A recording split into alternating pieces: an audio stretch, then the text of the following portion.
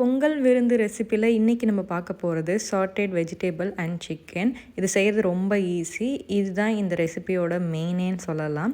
இதுக்கு நான் எடுத்துருக்கிறது broccoli, baby corn, beans and carrot, மஷ்ரூமாக எடுத்திருக்கேன், சிக்கனை எடுத்திருக்கேன். ஃபஸ்ட்டு ஒரு பேனில் பட்டர் சேர்த்து சிக்கன் பிரெஸ்ட் பீஸில் உப்பு, பெப்பர் பவுடர் மட்டும் போட்டு ஒரு 5 மினிட்ஸ் மேரினேட் பண்ணி அது குக் ஆகிற வரைக்கும் அந்த பட்டர்லேயே பெரட்டி எடுத்துக்கோங்க.